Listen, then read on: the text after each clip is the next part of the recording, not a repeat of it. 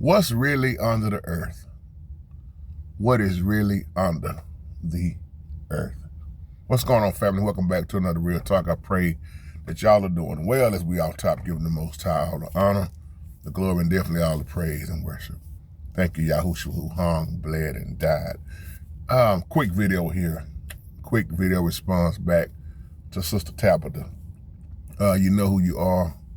Email beautiful.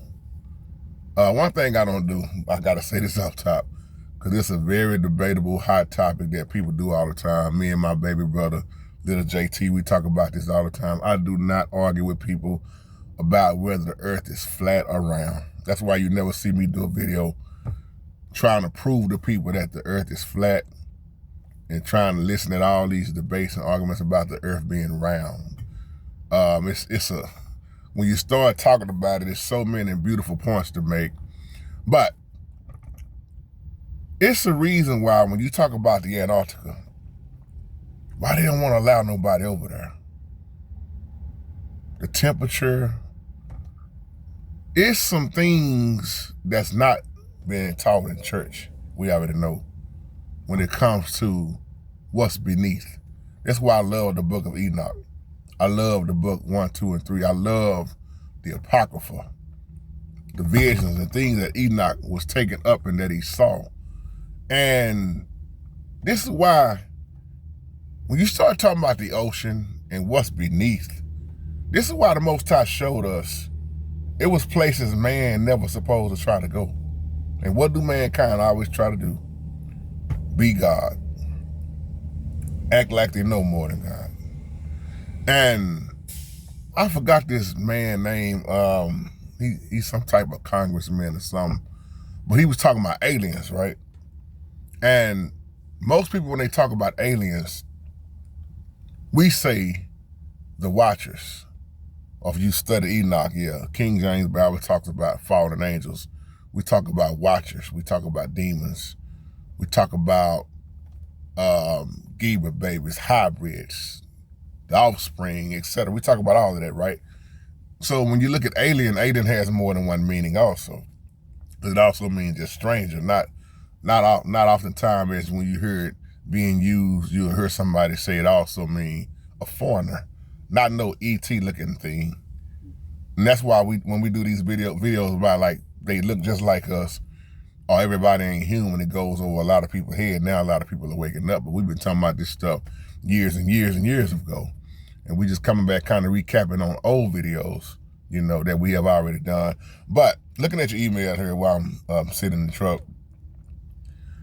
these beings, well, what they talking about is this being or beings, we could say, that's moving so fast beneath us. And I think they say it's moving at maybe 200 miles per hour. Like he said in that video, they don't even have a sub that can go that fast, maybe 40, 50 miles an hour. But when you start talking about what's not all the way human and how fast it can move, you can't really calculate that. And to answer your question, again, that's why I say I don't argue. To me, from studying Genesis, when you talk about the dome, when you talk about the firmament, I never for 1 second believed that the earth was I'm just talking about what you asked me. I never believed the earth was round, from especially studying Genesis and looking. I'm gonna tell you what made me really believe the earth is flat. And like I said, I don't argue about it when I look at the Antarctica. Now, I know a lot of people are gonna say, well, ain't that like in a sphere shape, like, or if you look at the Antarctica is all around us. And that's why they don't let nobody over there. That's why they don't really talk about it and won't let nobody over there, because of what's really there. And when you start looking at what's beneath, there are some things we are not taught, things that we don't understand, and you got man thinking they know it all. That's why you'll never hear me say I know it all.